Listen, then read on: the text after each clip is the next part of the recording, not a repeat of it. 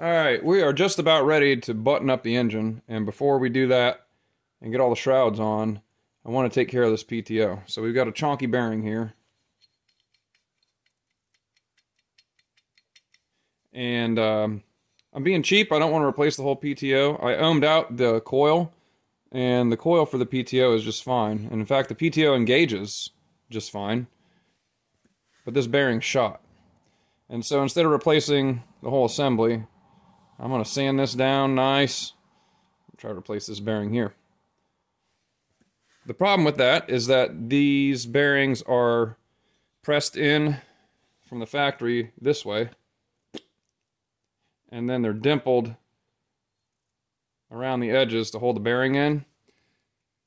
And then you can't get to the outer race of the bearing from the back because of this clutch assembly. Like the pressure plate, I guess, or whatever you want to call it. So I'm going to try to drive it through the center race, the inner race. And I've cut some reliefs here from where the dimpled areas were. And I've actually just rigged it up in the press, and it's shifted a hair already. You can see that fresh mark right there. And it's actually started to move already. So let's press this thing out and see how she does. I got a little bearing inside another bearing, inside this jacked up bolt. I think that came from the 8N, I'm not sure. I think most of the hard work is already done because it broke free a minute ago, and I was like, oh crap, I gotta take a video of it because I didn't think it was gonna happen that quickly. Yep, there she goes.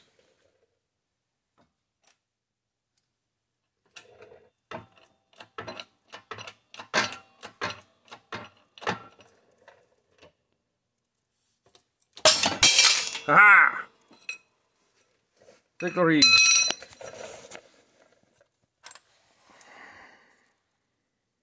There's a stanky old girl. What do we got here?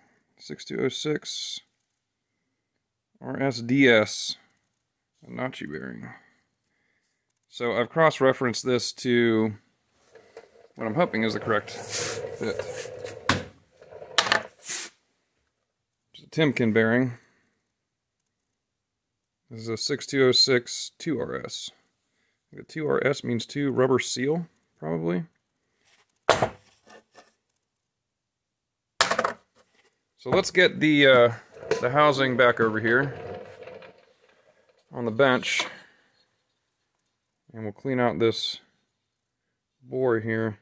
Look at that. So yeah, it'll just bottom out in there and then it's done. You can see that's where I ground away the little factory little stakes that they had in there, where they peened the. They didn't peen it. I guess they dimpled the surface there to get the bearing to stay in. It popped right out. Looks like rust was holding it more than anything else. So let's get that rust out of there. Maybe just some sandpaper. I don't think we need to get crazy with it. Just want that bearing to slide in there real nice.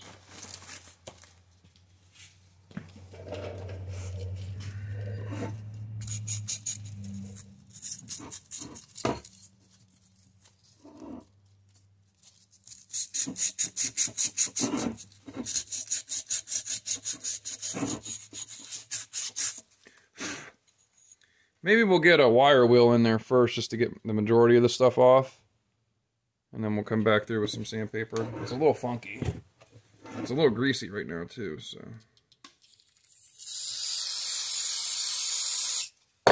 Let's try hitting it up with some. Yeah, brake clean will knock it up a little bit.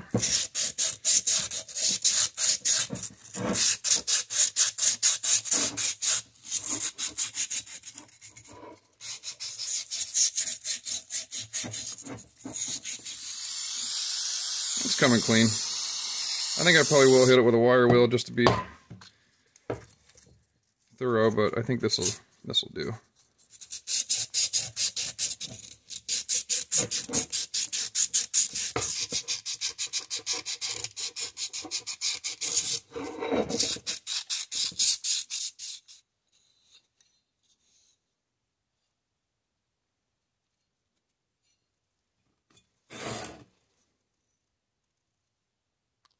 See a little bit of scoring. I think that was from the initial press, though, is what it looks like. I don't think I just did that.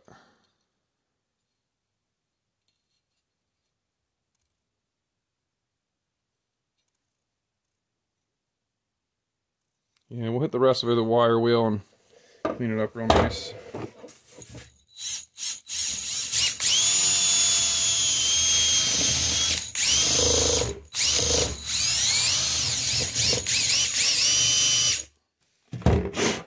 Buddy, look at that.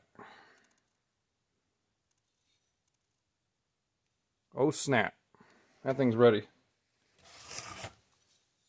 Probably going to take the Dremel and grind just a little bit right here to make sure that's not going to interfere on those 3 areas. And I think we'll be ready to go.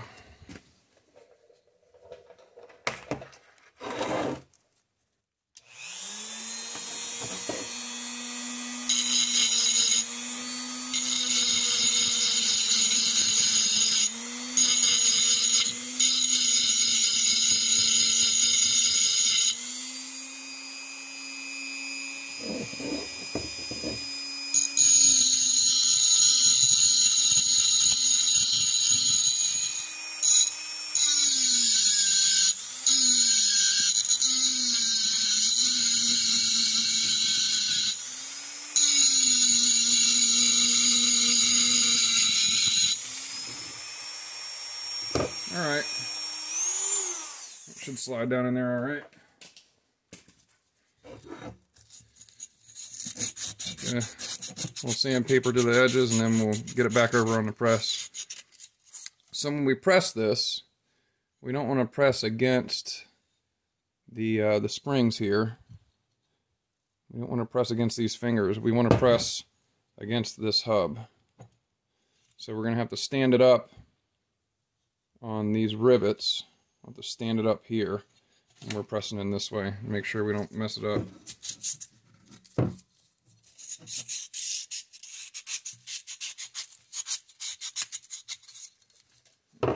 I need a new piece of sandpaper.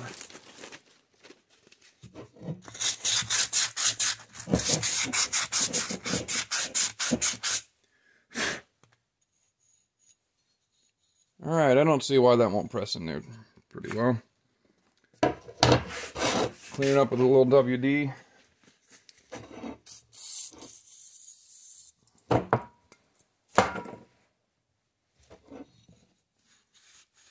Take it back over to the press, figure out how we'll set this thing up.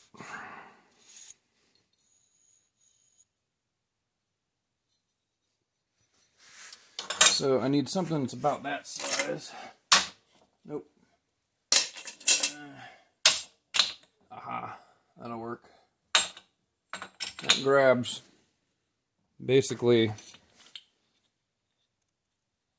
all 4 of those rivets, or however many are there, 1, 2, 3 of them. Centers it there. And we can just go on 1 block because we're not worried about that. Oh boy. We might have, well, let's see, move it back up.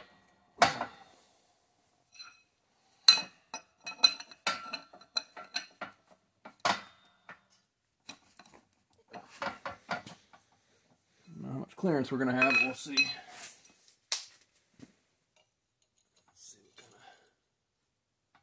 That fits pretty good, actually. Yeah, that's not bad. Get a little couple taps and get it centered. Then we'll figure out what we're driving it with. I don't know yet.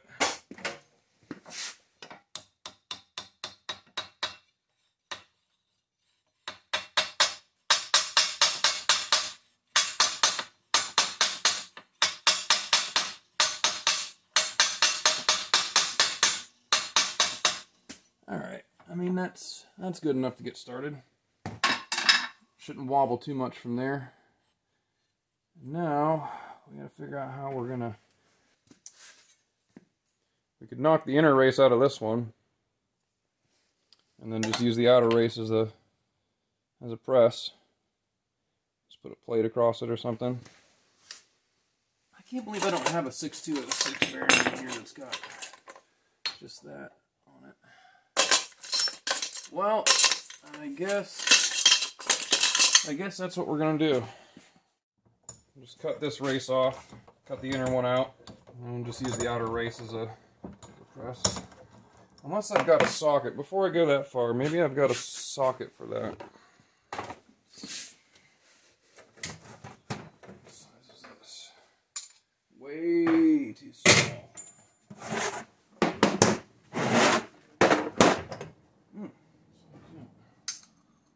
Oh, man, that's close. If that slips, it'll be pushing on the seal, though. Man, that's really, really close. What's that? That's a 1 11/16. Probably the biggest one I've got. I have a seal and race driver set. I have in here. See, this will push. Honestly, that's probably fine. With as much force as it's going to take, it's probably not a big deal. I should be only pressing on the outside of this, but this is a nice flat machine surface, and it's a perfect diameter to get it started. Now it's a little wider than the actual bearing, so this would probably be a better choice. It's got a little less than the bearing. We'll try that.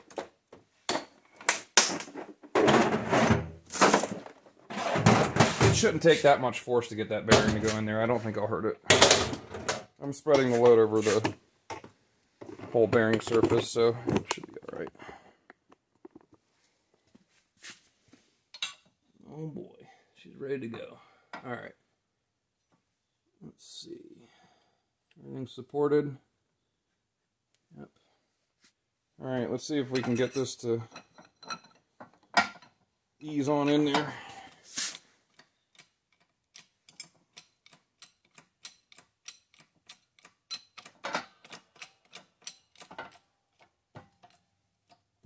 Yeah, there's like very little force required to push that bearing in, so that won't hurt it.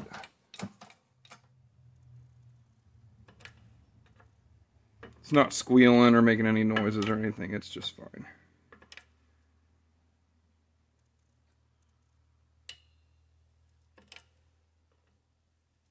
I think that's it. Yep, that's it.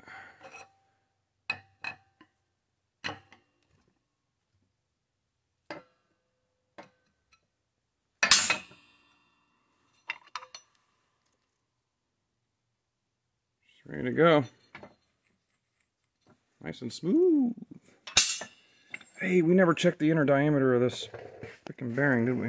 Make sure it still fits on the motor. Oh no, that's right. That fits on. That fits. Am I forgetting something here? What am I forgetting? What am I forgetting? What is going on here? Do I have the wrong PTO? Did I just rebuild one I didn't need to rebuild? Are you kidding me? What have I done? I think that's... I have recovered from my heart attack, so I remembered, I was like, I know there's an adapter, and I had the bag of PTO stuff underneath some things, and I remembered, yeah, there's a bushing that takes the shaft and modifies it to the bearing. So now she's on there nice and tight, and I'm just mocking it up now. We still got to take it back off, but I just want to show you what's up here. Nice and smooth.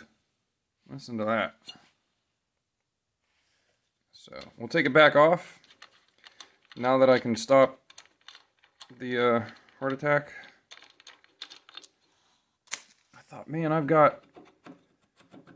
I know I've got a PTO for that one over there, an extra one that came off another engine, but I know the pulleys are totally different between the two of them. And then the mounting flange is different too. So I was pretty sure I grabbed the right one, but you never know. So we got to come in here and put a couple dimples right next to the bearing to hold it in place.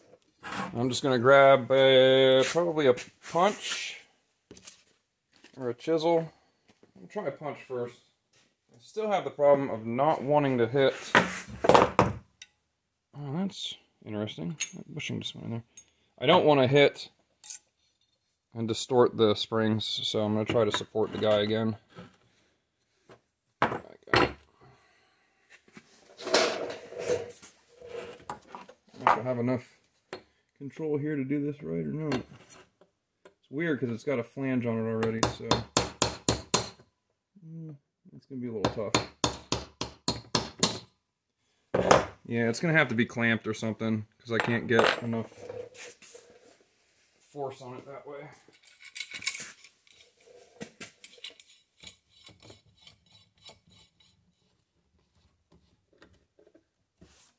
Just need to stop it from wobbling around. I'm not going to put a ton of pressure on it, but just enough to try to keep it steady.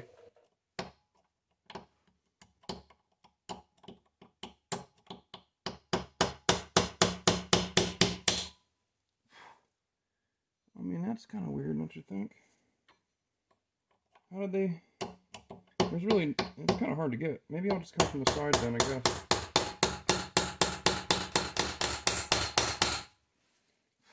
Alright, now we got a little bit of material folded over. I can come down with it. There we go.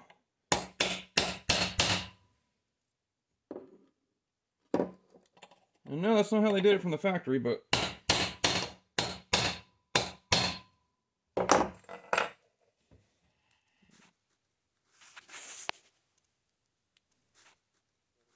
since it's already got a taper in there, it's kind of hard to grab material at an angle and push it into the bearing without nicking up the seal. So let's try one opposite that here. Maybe.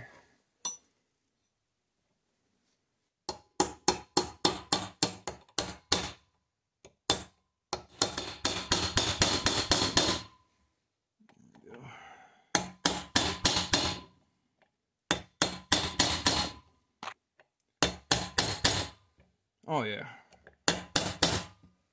Yeah, we'll grab a little baby punch and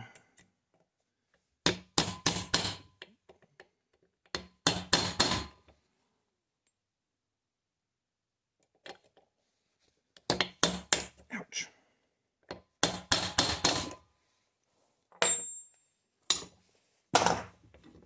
It keeps wobbling the bearing off the table.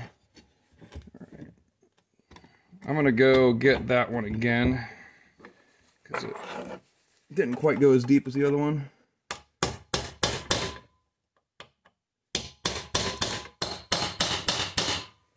I'm probably going to leave it with 2 on this because I don't see any reason to do more than that. That bearing's not going to try to get past those 2. And it's already a press fit, so I don't think it'll try to come past those. If it wasn't a press fit, I'd be a little more worried about it, but it's basically just to stop it from backing out.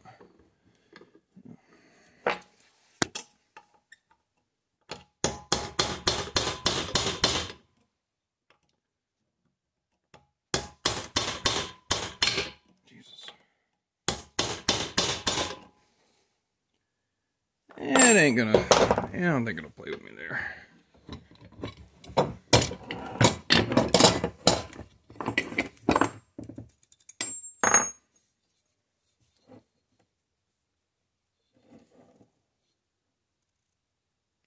It's not right, but I think it'll work.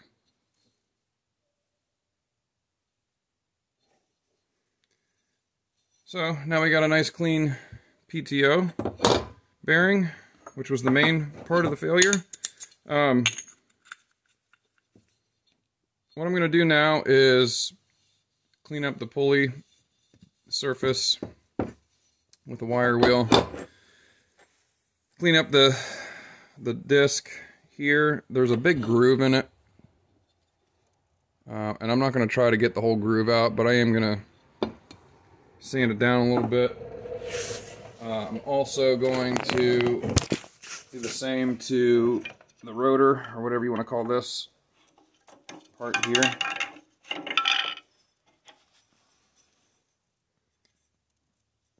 Because it's got some glazing. And then we'll probably... Oh, that looks good. Yeah, we'll probably fill that with some epoxy or something just to keep it sealed up. It tested good, so we'll see. Yeah, so I'm going to clean all these parts up, sand them down, and then we'll come back, bolt it onto the engine, adjust it, all that stuff. And then we'll be putting the shrouds back on. Yay!